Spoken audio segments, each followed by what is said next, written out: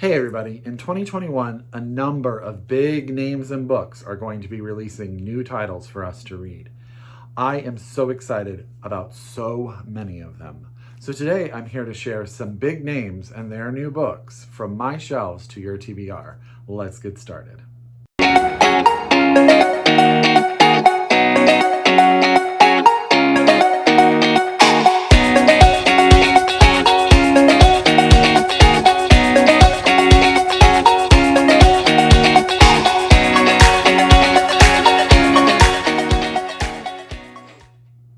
Hi everybody and welcome back to my channel. It's Russell with Ink and Paper Blog. How are you all doing today? As always, I hope you're happy, I hope you're healthy, I hope you're safe, and of course I hope you are reading a book or two or three or four, whatever floats your boat. I have to say it is very warm in Northern California. We're actually under a heat advisory for the next few days. All of our windows are closed, our air conditioning's on, so if you hear the air conditioning, I apologize, but it is too hot to turn off for this video. But that means the dogs don't get out much, we don't get out much, but we get to be done with work at a certain time and we can read and watch some movies and have a good old time inside. Today we are here to talk about some of the big names that are releasing new books in 2021. Now, I don't have every new book by every big name in this stack. I have the ones that have been sent to me or I've bought myself, and this is a list of some of them that I am super excited to read. I will get my hands on the other ones, but this list is chocked full of amazing titles. So, as I always say, get out your pen, get out your paper, get out your Goodreads, however you keep track of your TBR. If you are so able, I encourage you to order a book or two from your local independent bookstore, or if you are a library user, make sure you're on that wait list early and fast so that you can get these books in your hands as soon as possible. So we're going to start actually with three books that are already out already, and two of them I've read and one I am starting to read as we speak. So the first one I want to talk about is The Living Sea of Waking Dreams by Richard Flanagan. This is out in the US from Knopf. I do have to say thank you very much, Knopf, for this gifted final copy. And I know this book is out in Australia already, and I'm sure it's out in the UK. Richard Flanagan is well known as a Booker Prize winning author for his novel, The Narrow Road to the Deep North. I always narrow and north, I always flip them in that title. I don't know why. This cover is beautiful, but I have to show you the hardback is just as gorgeous. I mean, just look at this. And once you finish this book, you will completely understand the hardback version. So this is a unique take. Richard Flanagan definitely went in a different direction from his last book. But this is the story of Anna. Now, Anna is one of, I want to say, three siblings. Yes, three siblings. And the book sort of centers around the fact that their mother is ill and passing, has been in hospital for quite some time. And really the doctors are sort of encouraging the family to sort of make her comfortable and let her go. She's in a lot of pain. There's a lot of stuff going on with her body, but Anna's brother is sort of adamant that this is not going to happen. So the family is sort of forcing medicine to keep their mother alive, really on this question on whether or not she even really wants to be alive anymore. So this book really deals with loss in a lot of ways. And the first way is Anna and the loss of her mother, sort of this matriarch at the center of the family.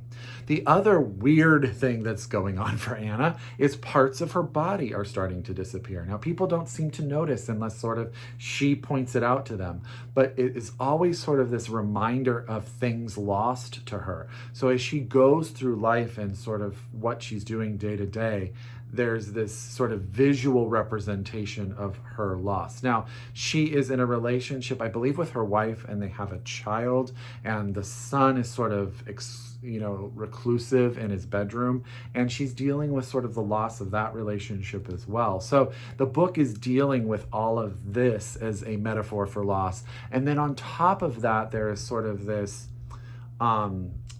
this other layer of the fact that this book takes place sort of in Australia, sort of. It does take place in Australia and Tasmania. And at this time that the book is going on, there's all these fires and things are happening, and the sort of the beautiful parts of Australia are being destroyed.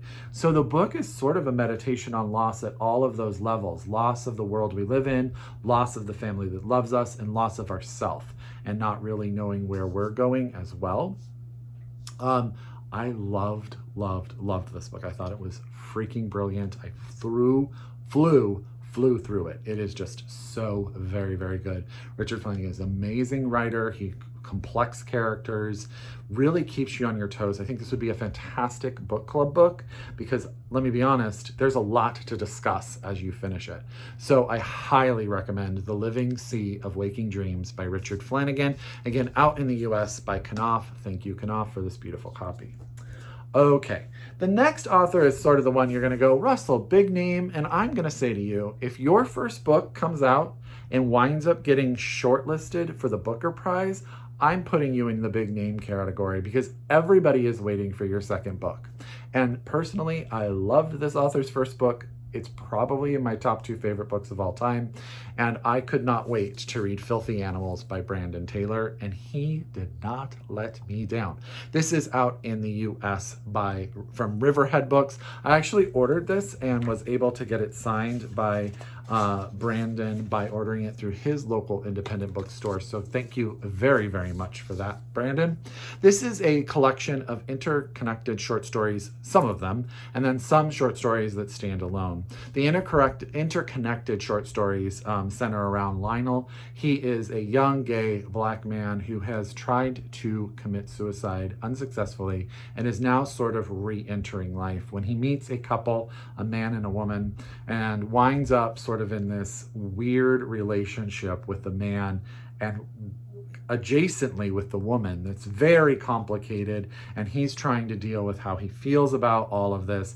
And we learn different perspectives about that relationships. Lionel has a story, the man has a story, and there's sort of all of these different connections. And then there's these other independent stories within, all of them very, very strong. I will say that Anne of Cleves, I believe, is the name of it. I always forget. Yes, Anne of Cleves and the title story, Filthy Animals, are probably my favorite. I think Anne of Cleves, which is a story about a lesbian couple, was fantastic. It's like one of those stories that I think could be taught across the ages, along with like Peach Cobbler by Denisha Philway.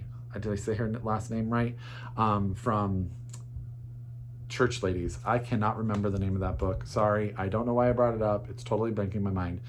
We're here to focus on Filthy Animals, which is a fantastic, fantastic short story collection. And I will read whatever Brandon Taylor puts out. I read all of his tweets. I read his Substack when he was doing that.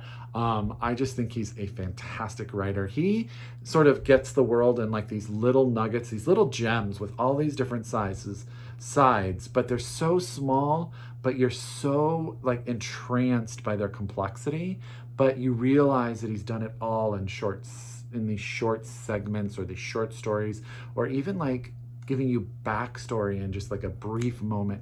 He's so good, y'all. He's so, so good. So that's Filthy Animals, Brandon Taylor, out from Riverhead Books. Could probably rave about those 2 books for an entire video. Please get them. The next book I'm actually about 100 pages into, and that is Great Circle by Maggie Shipstead. This is actually probably a book that's been talked about quite a bit on the interwebs.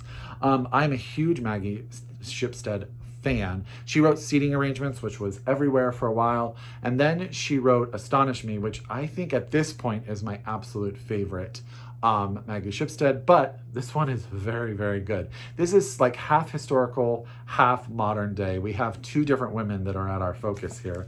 We have Marion, who is a woman who winds up doing a flight around the world, and in doing so, she winds up never arriving at her destination. You learn that very on. I'm not spoiling anything, but you then go back in time and sort of learn about her life, how she sort of grew up, her parents, her dad was a ship captain, and her mom was on the ship and something happens, and then the children wind up being cared for by their uncle in Wyoming, I believe. No, Montana, in Missoula, Montana. Shout out to you, Julia, my Montana friend, and sort of how they grow up, her and her brother grow up, and then how she gets introduced to this. And then the other half of the story is about Hadley, and Hadley is a modern actress who has been asked to play the part of Marion in a movie about her life. And we learn how Hadley sort of got to this point in her career. This book is like a little more dense. Like you really, like as I'm reading it, I really just feel like I'm there in every section. I feel really involved with the characters. And there's a lot of research. So you get this very painted portrait. You definitely understand it. I'm really, really liking it. And I'm excited to see how it all wraps together. So that's Great Circle by Maggie Shipstead. This is out from Knopf. And again, Knopf, thank you. I think you've sent me 2 of the books in this list. And thank you very much for this finished copy. I am really loving this book. Okay. Now are the books that, well, actually the next one I started last night. I'm reading 2 books at one time. Don't tell anyone, it's not my norm, but this one's very good too, and I'm really excited to read it. And that's Cloud Cuckoo Land by Anthony Doerr, and this is out from Scribner, and it comes out on September 28th. Now, you all know him as the winner of the Pulitzer Prize for All the Light We Cannot See, and yeah, he is amazing, and this book is so crazy that I am adoring it. So this is a book told in 3 parts. So really at the center actually is this old Greek manuscript, okay? And in this manuscript has been found, and it is the story that this man is telling. And we get people's sort of interactions with this book in 3 different time periods.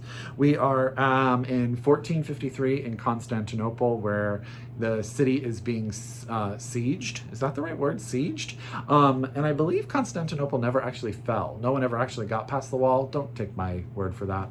That's just popped in my head. Fact or fiction. But we have 2 people, a woman and a man, who are on opposite sides of the wall that connect through this book. Then we're in modern day, where we have an octogenarian, and he is actually putting on a play version with a bunch of children at the local library of this book and the finding of this book. And when another young man comes in with the intention of blowing up the library, it goes a little bit wrong. He winds up shooting someone, and then how does their story wind up connecting? And then we have this future tale, which I don't know a whole lot about because I just started the book, but we're on a spaceship. We have a young woman who is like locked in this room, putting together pieces of paper that she's creating from objects in the room, and a sort of AI life form that is in the walls that sort of takes care of her. But on these pieces of paper are different sort of snippets of the book that we're following. Y'all, I cannot tell you. I started reading this book just so I could make sure that I knew how to talk about it, and I almost didn't do this video because I was so absorbed. It is that good. He has such an easy, gentle reading style, and the story is just so fascinating. So that's Cloud Cuckoo Land by Anthony Doerr, out from Scribner on September 28th, 2021. It is a bit of a chunkster, y'all, but I'm reading a bit of a chunkster in 2 books. But it is so good so far. Okay, the next book I'm going to tell you about, the next 3 I have not read at all. So sorry. These are just sort of, they're in my list. This is the stack. You're looking at a TBR here. And this is Toibin's The Magician. This comes out again in September. I want to know, I don't have an exact date in September, but this one is also coming out from Scribner, and I am a huge Colm Toibin fan. I loved The Master. God, I love Brooklyn. What didn't I love by Colm Toibin? I can't think of anything. Did he also write, I want to make sure I get it right, The Testament of Mary? If you have not listened to that audiobook read by Meryl Streep, Y'all, oh, so good. This is a fictitious account of the life of Thomas Mann as he is in Venice writing The Death of Venice, his novella. Like The Master, which was about Henry James, this is another sort of interpretation of the life of a famous writer from Colm Toibin's point of view, and I'm here for it. I love a book about authors. I love a book where an author takes someone's life and fictionalizes it. And I love that when the authors are writing books in the book that I'm reading, all of that stuff is just like reading candy to me. And let's just be honest, he is a phenomenal writer. So I am so excited about this. So that is Colm Toibin's The Magician, and this is out in September 7th. I just found the date, September 7th, from Scribner here in the United States. And again, this one's a bit of a chunkster, but I'm going to read all of these because they sound amazing. Probably one of my favorite, actually both of these next two books are probably two of my favorite authors of all time so far. And yeah, and that they have new books out just makes me so excited. Colson, Whitehead, come on y'all. Underground Railroad and The Nickel Boys, both phenomenal. And then, oh gosh, I am blanking on titles of books right now. Oh, The Intuitionist. So good. Probably one of my favorite books of all time. I have John Henry Days. I think that is one of the few Colson Whiteheads that I haven't read, but I have it signed, sitting on the shelf behind me. I have seen him in person. I am obsessed. Don't tell him. And this is his new book, Harlem Shuffle. And it comes out from Doubleday also in September, on September 14th. September is a big month for releasing books. We all know that. All of these books are coming out in September. We have to read them all. So Harlem Shuffle is a little bit different, but we're basically in the life of Ray Carney. He owns a furniture shop, and I believe he's in on 125th Street. That is correct. And I think he's in Harlem. He owns this furniture shop that is sort of partly a front for the fact that he is actually involved in some illegal dealing. So like sometimes things will be put into his possession in order for him to sell it, things that have been stolen. Okay. And I'm going to sort of read because I don't know the back of the story about this one as well. But it just says, few people know he descends from a line of uptown hoods and crooks, and that his facade of normalcy has more than a few cracks in it. Cracks that are getting bigger all the time. Cash is tight, especially with all those installment plan sofas. So if his cousin Freddie occasionally drops off an odd ring or necklace, Ray doesn't ask where it comes from. He sells them, right? Well, then he falls in with this crew, and their plan is to rob the Hotel Teresa, which is called the Waldorf of Harlem, and he's going to sort of be the middleman, and it goes horribly wrong. And all of a sudden, the internal tussle between Ray the Striver and Ray the Crook comes to fruition. As Ray navigates this double life, he begins to see who actually pulls the strings in Harlem. Can Ray avoid getting killed, save his cousin, and grab his share of the big score, all while maintaining his reputation as the go-to source for all of your quality home furniture needs? I've only talked to a few people who have read this, but they all say that it is brilliant. Publishers Weekly gave it a star reviewed. So, I think it's going to be amazing. I am so excited. So big thank you to DoubleDay for gifting me this copy. I cannot wait to read Harlem Shuffle by Colson Whitehead. I am obsessed and I am a fan. I'm obsessed with all of these books. I don't know what I'm saying. Last but not least, this book just arrived. I may have squealed a little. Don't tell anyone. Our little secret. But Sally Rooney is one of my favorite new authors. I adored Conversations with Friends. I loved Normal People. I know there's so much out there regarding how people feel about Sally Rooney, how they feel about her books. I am a fan. I love her style. I love everything she's written so far. I've read short stories. I am a fan. So when Beautiful World, Where Are You arrived on my doorstep from FSG, I was so excited. I mean, I really do love her very, very much. And this book comes out on September 7th here in the US. Now, I don't want to know too much about this one, y'all, because that's how much I love her writing and just sort of diving into it. I do know that this is the story of four friends. We have one couple, and then the two women are best friends, and then that's another couple. And sort of we go through together the ups and downs of their relationships, their friendships, their romantic relationships, their sexual relationships, and sort of like how the world sort of formulates all of that. I'm keeping this one really, really vague, and I apologize because I'm trying not to spoil it for myself because I'm really, really excited. But I believe in Sally Rooney as a writer. She really speaks to me as a reader. So I don't know what to say. Super excited. So this is Sally Rooney's Beautiful World, Where Are You? Out from FSG, and it comes out September 7th.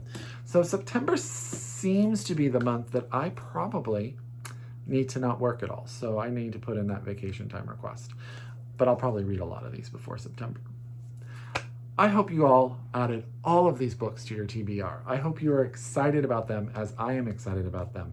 What books are coming out in 2021 still that you cannot wait to read? I know there has to be a ton of them. I know that I would like to get my hands on the new Jonathan Franzen as well. So, we'll see what happens. As always, if you're a return subscriber, I could not do this without you. Thank you, thank you, thank you. If you are new to my channel, I hope you stay around. I hope you subscribe. I hope that you like my content. As always, I encourage you to shop locally, read globally, and until next time, I wish you happy reading. Bye, everyone.